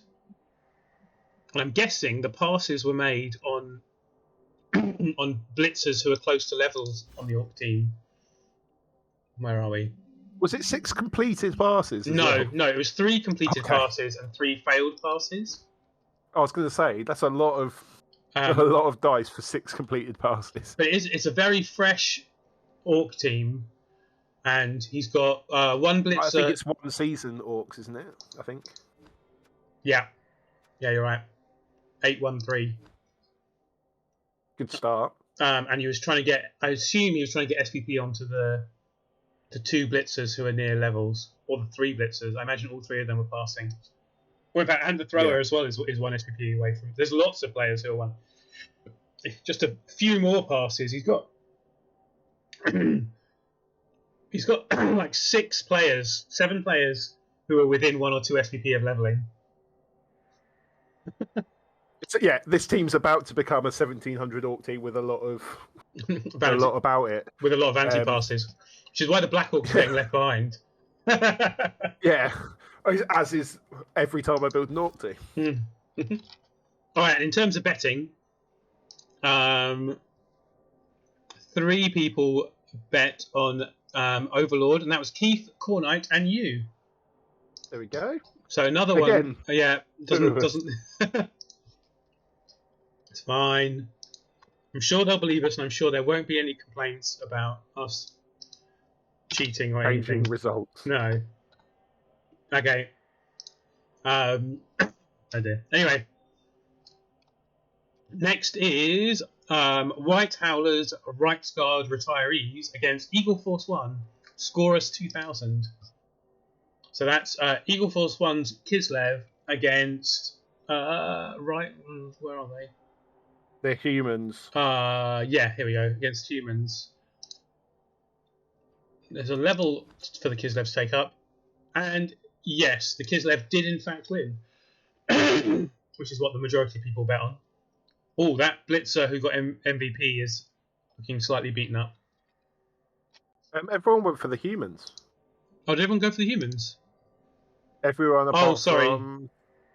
Ethelred. Ethelred. Ethelred gets a point. Sorry, I was misreading that. No, I went with the 500 TV up against the coach. The coach was level 6 and playing Kislev. And I assume it's just an alt account or something like that. But I see level 6. I think new coach playing Kislev. Anytime they win is, amazing with Kislev in general. But they're a dice. They're a dice team, but they're the dice can go well. That's the thing, isn't it? Yeah, of course. Like Kislev games are always exciting. Something's happening every turn. It might be Kislev removing 2 of their own players trying to do anything, but it's happening. Yeah, his team's looking a bit more damaged. He took what was that? He took an agility bust on his strength up capture. So there's strength up capture, but also movement and armor bust, and now agility bust. And now he's a goblin. Oh wait, with a strength up. He's had 2 agility busts. That was his second agility bust. So he's now agi 2. So move bust, double edge bust, armor bust, but strength up. Yeah. But that a 200k player, I don't think it's worth. Like that's a 200k Khemri removal. Blitzcott. Khemri, it's a 200k removal. It's a 200k throw roll. Yeah, with an armor bust. Like players getting removed every like if you're playing this team, you just hit that player as soon as possible every time. Like it gets to the cage. Oh no, 'cause it's the ball carrier. So I'm looking at it on your screen and it's confusing me in so many ways because it's kick, sure hands. Like at the point it's got strength, I wouldn't give it kick. It's a confusing player to me. I like it. It's its own little snowflake in the world in terms of no other player like it exists. That's true. But I'm not sure what its purpose is for 210k. Like, what are you using that player for? I mean, I'm firing that player, so that's exactly. That's what I'm saying. What is anyone using that player for? Like, it started off great, like Blodge, strength 3. You go, okay, it's got something, and then. But it's AV6 and Edge 2, so it's not even really that great as a ball carrier. No, and Edge 2 kind of screws with the leapingness as well. So it's just fired. It should be fired, or if it's one of those, if it's like a what's it called, where you just keep all players regardless until they actually die. Cripple team. Yeah, unless he's doing that sort of thing. And I mean, he has collected quite a few injuries. He's got a blitzer with agility and armor bust as well. And then I'm looking at it now with a Lino with double move and edge bust. So maybe it is that. Maybe it's just full role playing and it's just like have to die on the pitch to leave the team. I mean, the move bust lineman's not that bad. Like Kislev like having a bench, so keeping that player and the other movement bust lineman, I think is fine. I don't hate just letting him get punched in the face. Like I don't hate that one as much. It's just funny that it's 3 different stat. Again, it's just I don't think I've ever had a player with 3, and this team's got 3 different players with multiple busts. It's the most unique team I've seen for a long time. Kids never like that anyway. Yeah, rightly or wrongly, it's unique. So Ethelred got a point, but mostly out of being nice, because I think he just picked. I vaguely remember him saying he was picking it just to be different from everyone else. Because everyone else had gone for 1, and you don't want to feel like someone. Well, it worked out, and who am I? I clearly think that that catcher should go, but he's the one winning games, so I'm in the wrong. Yeah, indeed. All right. I mean, he's only won 1 game. I think that was his first win for a while, right? but he did win. It did happen with that player. That player existed, and he won a game. Yeah, that was. I don't think I could win a game with that player in my team. So. Maybe he's just a weird distraction who goes running around threatening to use sure hands, but actually just being punched. I'd be confused by it. I wouldn't know what to do with it. He did lose 4-0 last week. So. Yeah. So his first win for 5 games, and against this team as well. Geez, like the humans are beefy. That's a nice this division as well. They're a strong team. Especially since half the division only has like 4 players. I'm pretty sure, if I remember the rat teams from when I did a recap before, that both rat teams have about make your team look fleshed out. Having said that, not a great record for such a great-looking team. So, anyway, let's not dwell on that. All right, so I've done that. All right, so next game is The Keith's Snowflake generation against Troy Tempest's Live Rat OCC. So Keith's against. We looked a little second at Keith's. I think the Live Rat OCC are going to be the Dead Rat OCC. It looks like he's got more players actually. No, it doesn't look too beat up at all. So Live Rat OCC is the living rat team. He's got 12 players, and that's with 2 linemen, MNG or something possibly worse.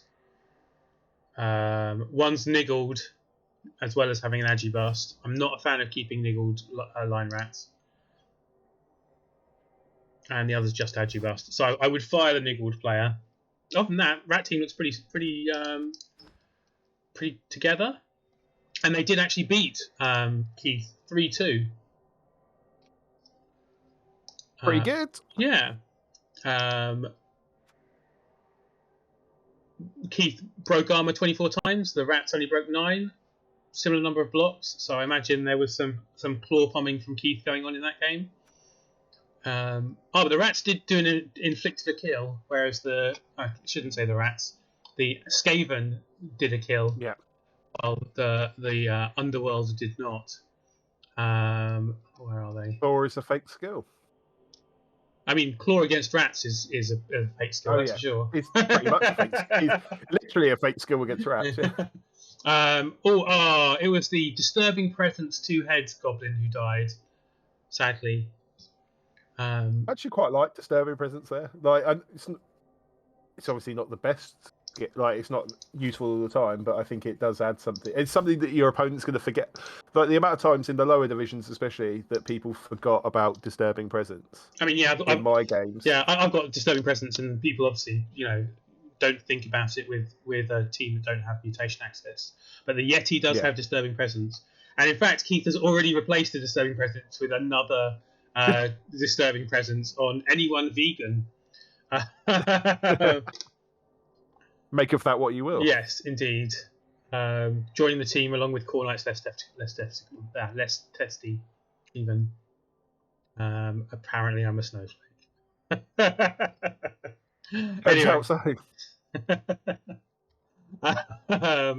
Anyway, yeah, not much more to say about this, I don't think. Who did the betting? I guess. Last thing to say on the team is Keith, put your team in order. It does my head in. No, he is 100% doing this because someone at some point has told him that it irritates them. He probably would order his team logically for his own purposes, but he would also do them in this order just to irritate other people. So it works. Keith, organise your team. You have no power over him, and he's very happy to prove that by. I'm sure he's thrilled that it actively winds me up. But yeah, pretty much. The OCD part of my brain is trying to click on your screen, trying to move players into the correct order. I think it's hilarious. There are players as well. There's quite a lot of OCD people in Blood Bowl. It must be said. So I think it's well worth irritating some of them by doing this. It's just I get annoyed. I'm annoyed with my team that I can't put a gap between the Pestigores and Rotters because there's too many players now.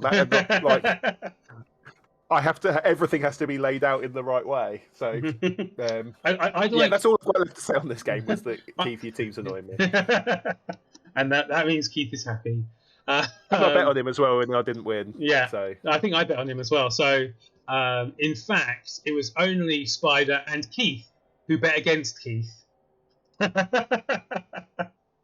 think, isn't that what Keith does? Keith only gets a point if he loses because he only picks. I think he went for a phase of just picking his game and just picking himself to lose. I think he has chosen games where he thinks he's going to win, but most of the time I think he expects to lose, and he puts that. But I'm not sure if that's the case or whether it's just like. But I think last week or the week before, at some point, he did actually predict himself to win. Yeah. So yeah, but yeah, a lot of the time he is predicting his opponents to win, which is amusing. Anyway, and right this time, so him and Spider get a point, which is interesting because I thought Spider always went for draws, but no. And just when he can be right. He's a savant. He just knows when it's not going to be a draw. All right, and so the game after Keith's game was Ethelred's game, which was last night, I think. You played it towards the end of the week. I can't remember. And I think it was last night, wasn't it? Or yesterday at least, or yesterday. Yeah, it was yesterday. It was in the morning though. And his response after playing the game was, "Why do I play this shit game?" I did see that message. I didn't have a chance to investigate. I assumed it meant he lost, but Yeah, I didn't see any. He was unhappy with the Blood Bowl. Yeah. I was working at the time. I remember seeing it come up on my computer, just flash up with that notification. It did make me laugh. Yeah, me too. It's not. He didn't even like. It was. I mean, he lost against Leffe, who's by all accounts, a great coach. Yeah. And he didn't really lose that much. One of his blitzers died, but he has had enough money and replaced him already. Just straight away bought a new blitzer. So, not even a terrible game to lose, really. 2-1 as well. It's not that bad. Against a team that's TV up against you with a competent coach, do you know what I mean? It ticks all the boxes of just going that's not too bad. It's a good coach. The team's it's not like it's a completely battered team or anything like that. No. Oh, Ethel, how are you? Just quitted, yeah. You are here. Excellent. More death. Well, one death, and it was a skillless, SVP-less blitzer. You didn't even lose SVP over it. So yeah, and although I can imagine it, looking at the stats you've just put up there, where it's the 32 versus 29 blocks, and there was a lot more damage done by the humans than there was by the elves for that, which is expected to an extent, because I imagine the humans at that TV have a lot more mighty blow and other kill skills, but still that's 10 removals from 32 blocks. Yeah, and Ethel did go on to say every armor break was a removal or something like that. What was it? The actual phrase was, out of the 12 armor breaks, 11 were removals. One appoed. I appoed the other death. So there was another death of a possibly better player. But fun game. What a fun game. I mean, there is that thing as well where once it starts to snowball, you're more likely to lose more players, aren't you? Yeah. Well, I guess I don't know if Leffe was actually fouling as well. It's a lot of armor breaks for that number of blocks. Yeah. And as Ethel's just pointed out, that's a new movement 10. Yeah, I guessed as much. Very. Natty's always good. I mean, it's not yet Natty yet. It's got to get to superstar status before it's going to get sprint. Let alone short feet. But it's always the threat of it is almost better than the actual thing itself in some of the games. Cause it's still edge 3 and stuff like that, but it just changes the one-turn defense so much having that threat. Yeah. Nice looking team, frankly. Yeah, very. And it's got a lot of it's 3 of the blitzers look like they've been around for a while. Block Ogre, catchers are obviously one of them's coming along really well. Although the fact it's on the Wrestle Dauntless one is probably quite annoying. That's the one out of all of them that got the move ups. But yeah, very good team. I mean, with humans, you can't rely on the of course the one turn. So you still bring him on, and he's still your ball sacking piece. Yeah. Even with movement 10, I think. Just means you can get round a bit more, and that's even worse for people trying to screen against him, isn't it?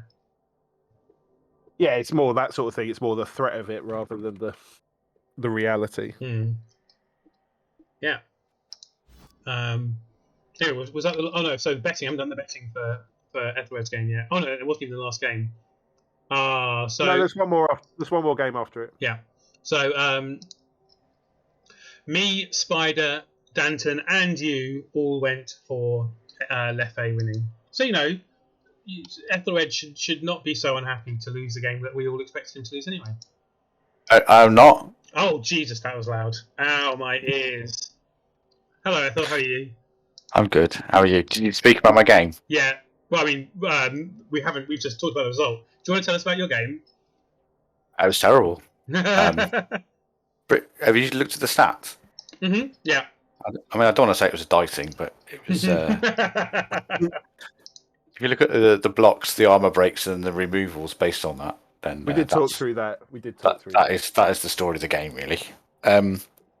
Yeah, I probably could have defended a bit better, but Leffe is really good, as you know, and he guarded his cage quite well. So even if I'd leapt in, it would have been on 2 red with not much chance of removal. So it was pretty poor.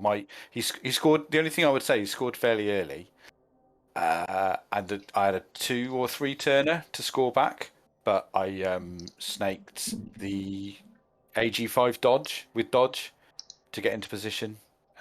So that was the end of that. And then second half, I scored really quickly. And he set up to allowing to score really quickly, I think. And then I only had, I think, 5 left on the pitch to defend with. So yeah, I couldn't really get the ball after that. And then at the end, I only had 2 left on the pitch. So yeah, that was it really. You probably don't win with 2 on the pitch. No, not when you're defending. When it's 1-1. But yeah, just check my how many ones I rolled. I know you don't look at the dice and there's no dice, but not that many actually. You didn't roll that many ones. No, it was just a bad sequence. Yeah, I mean they're even, aren't they? But they just happened at the worst time, really. What I think is most telling is that he basically rolled almost no dice at all. He just rolled block dice, right? Yeah, absolutely. He punched you. You don't need to dodge from anything if they're all on the floor. Yeah. But it doesn't look like he needed to roll very much at all. Like 3 pickups, 1 going for it, a couple of Dauntlesses, a bunch of boneheads, which could have easily just been moving. Yeah, I mean his ogre didn't do much, to be quite honest. He just moved around, and added assists here and there. So he didn't. It's not like he actively used it. But yeah, he did. Yeah, he didn't. Like I say, he didn't really have to do much. Obviously, I didn't base him on defense because he has got a mighty blow tackle that did quite a lot of the damage. But yeah, there wasn't. Yeah, he didn't roll many dice. Didn't have to really. I assume you had 11 players, so no bench for you. Yeah. We both won 11. I had a babe as well. Actually, I mean the babe worked. So I got a few KOs back. I was going to mention how lucky your KO rolls were, but if you had a babe, that makes more sense. Yeah, which is kind of good, but it wasn't. Yeah, I mean every hit where you broke armor, which is about half of them, it was a removal. So yeah, there's just what can you do? I was mitigating. I was fouling with good players to get sent off by the end because I didn't want them. And to be fair to Leffe, he didn't foul me when I only had 3 left. But I definitely would have fouled me. But I think he felt bad. Because it killed the Blodge Blitzer already, but I appoed him, and then when he killed the rookie one, I think he felt quite bad at that point. He was like, "Oh man, sorry." I was like, "It's all right, don't apologise." He doesn't have a dirty player. I don't think he's generally a fouling coach, right? No, he's not a fouling coach. I mean, he to be honest, it's kind of strategically it's that decision where if he does really destroy my team, that makes it harder for him later on. So he'd already won, so smashing my team kind of didn't make much strategic sense, really, because he still wants me to have a fair team to play other people, I'm guessing. Yeah, you're at the bottom of the table, he's the top, so Yeah, so it doesn't matter if he wants me to take points off other people, not not be wherever. So that was it, really. But yeah, I'm sorry, I just finished my speed awareness course. The speed awareness course? You're driving. You got too many points, have you? I got caught speeding, but because I haven't been speeding for ages, I got offered a course. So that's it. And I've got to go back to work now. So yeah. I had your streaming on in the background, so I just noticed you looking at my game, so I thought I'd chip in. But I'm not bottom. Look, I'm 8th. Yeah, that's all right. Above the Kindred. Well done. So how does 8th in tier 3 compare to last in tier 1? Well, I think it's better, isn't it, overall? Got 1 win. Yeah, I mean, I've got to beat the Kislev guys, really, haven't I? I saw their team flash up earlier. That looks dreadful. Were you saying that they should sack that catcher who's... Oh, definitely. Well, actually, I don't know why is he still on the pitch? I don't understand. Well, he's blodger, so he still kind of makes a bit of a... And he's strength 3, but he's 200 CV. He's also... like 82. 20% of their entire team value. Yeah. That's the main thing. It's not that the player himself doesn't have uses. It's just does he have 200k worth of value? No, I don't know Scarus 2000, but I'm guessing they're fairly new. I don't know. It's a level 6 coach, so it's either brand new or it's a second account for someone. Yeah. But he can't have played that many games, right? Oh, well, actually, no, that's not true. So I don't think you get level ups in private leagues, right? So it means he hasn't played in ladders or the single player very much. Because that's where you actually get level ups or something like that. Yeah. I can't remember. Something like that. Yeah, I don't think you get coach points to you for. I mean, can we just say that is a completely pointless system of Sino to implement because it peaks out at 20? Like, what's the. And that didn't even take that long to get to from memory. Well, I got 20 before I came back. So I played when it first released and then came back in summer 2020. And I was already level 20 when I came back, and I had barely played anything before. I played like some casual and stuff like that. I hadn't played any proper stuff. So it's a very arbitrary amount. Yeah. And it seems to be like if you've played 20 hours of Blood Bowl 2, then you have level 20. 20. I mean, I'd love to know the design decision behind the leveling and capping it at 20 rather than just keeping it going. Or just having it in general. Just having it.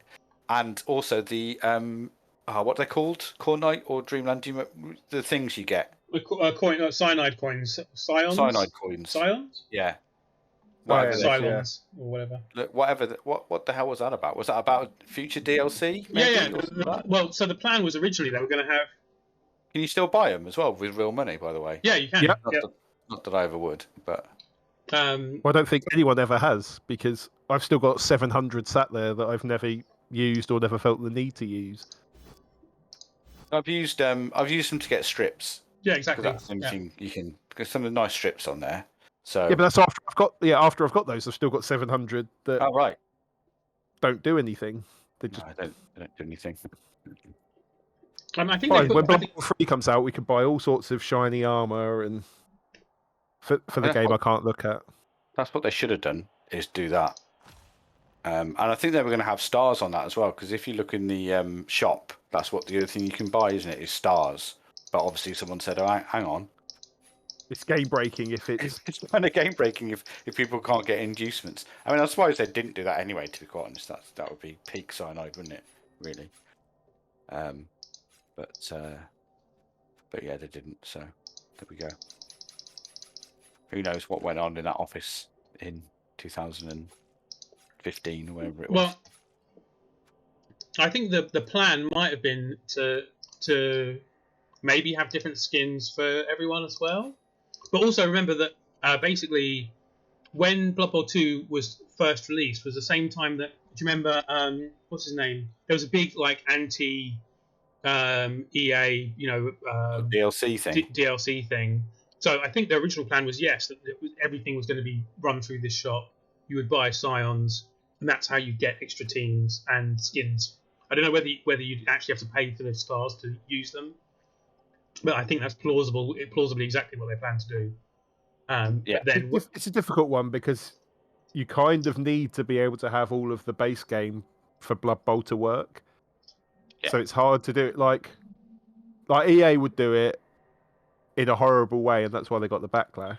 But it fit the building of the game, whereas basing it on Blood Bowl, you sort of have to have all of the elements of the game to be able to play. I mean, you say like that, the only thing you could do it with his teams, yeah. I mean, you say that, but it's a board game, and people have to buy a star player model as much as they have to buy team models.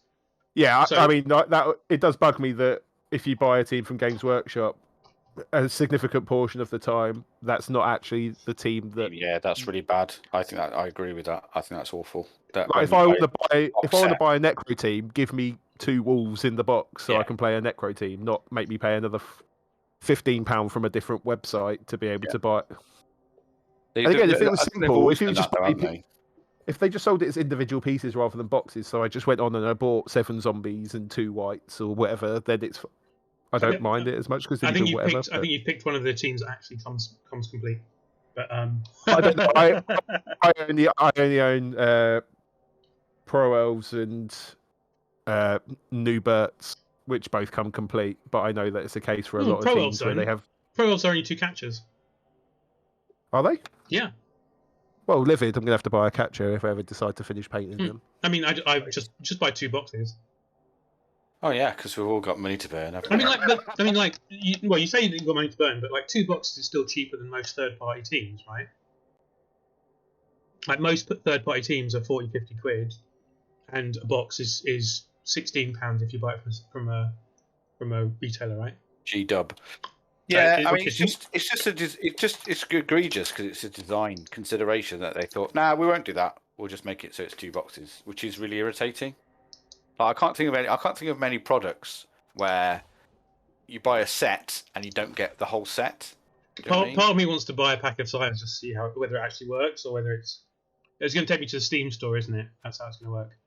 Yeah, you can buy them still. There's just absolutely no reason. Well, I don't have all the jerseys. I'm missing them. Yeah, no. I don't have all the jerseys. Because I'm the same as you, Connor. I spent all mine on jerseys, but all the free ones I spent. But then I've got, like you have about 34 left or something like that. But I did have 700 odd. But anyway, did you play much single player Dreamland? No. Because one of the single player you can earn scions in not campaign. You earn scions in one of the leagues. Anyway, I can't remember.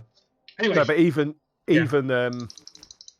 brand new to Blood Bowl 2015, me never have seen the game before, sort of thing.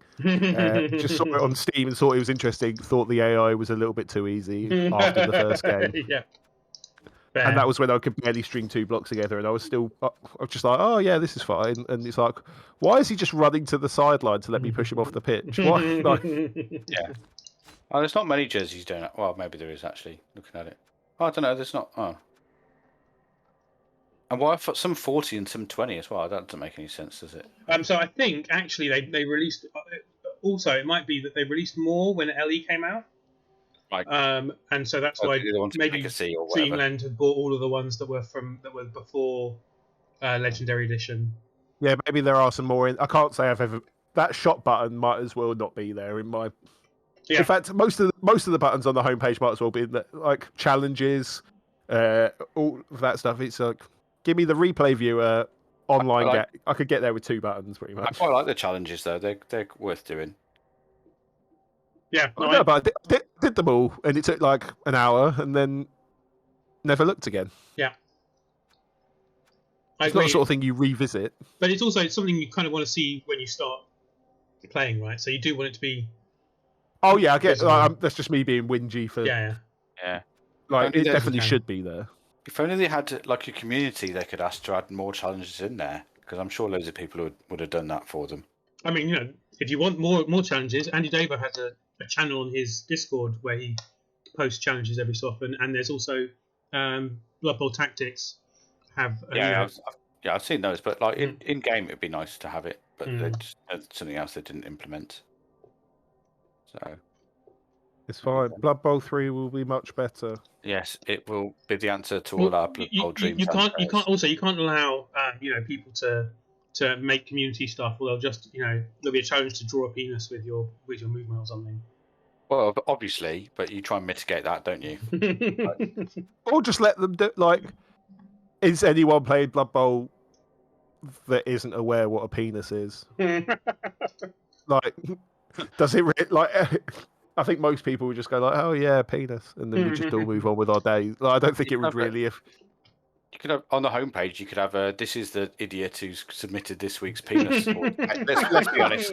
Let's be honest. Daily penis drill, and then shame them on that, and then that would probably stop it quite quickly, wouldn't it? I do feel we don't get enough shaming in our video games. Yeah, it's just a slow clap for that person, because it's cheesy. I normally have to get my shaming from my partner. It'd be good to get it in client. All right. Fine. You do think your partner to do it, Dreamland, to other coaches. That'd be good, wouldn't it? Anyway, I've got to go. Anyway, good trying. On that bombshell. Should we do the last game quickly? Yeah. We've got distracted. 20 minutes or whatever, and then I probably should Okay, do some last work. game. Crumbly Bakers, the beaten up escaping team against. And by the way, I had a look, and Scorus 2000 has played a total of 87 games, according to Spikebot. And A lot still, considering. 83 of them are with Kislev. And 4 of them with Nurgle. It's a mix, and it's definitely not how I would learn the game. But he's also got about 10 times the Kislev games that I do. So it looks to me like he's played the majority of those 83 games in OCC as well. So this might be that this is his first team, in fact, other than maybe a 4-game COL Nurgle team. 60. Yep, that looks like 84 to me. There we go.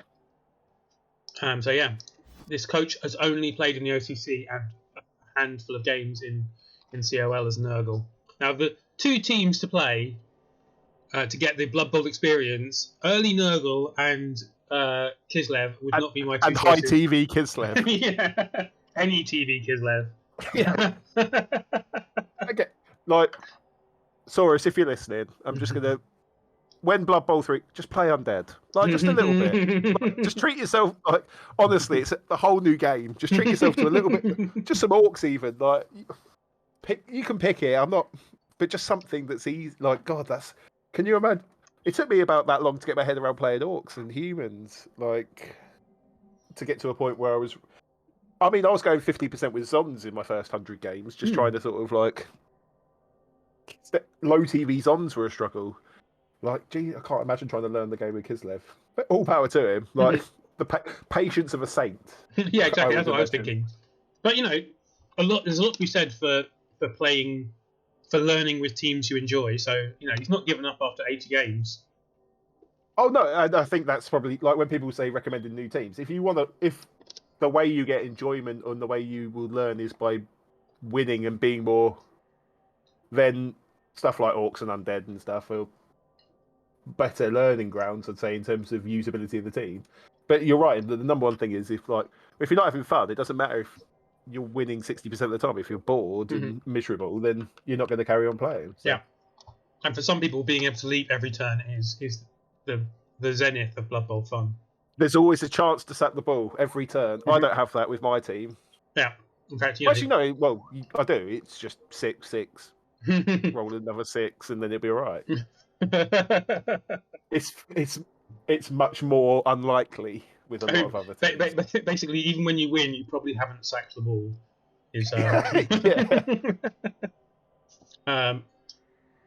Oh, wait a second. So no, wait. Is that?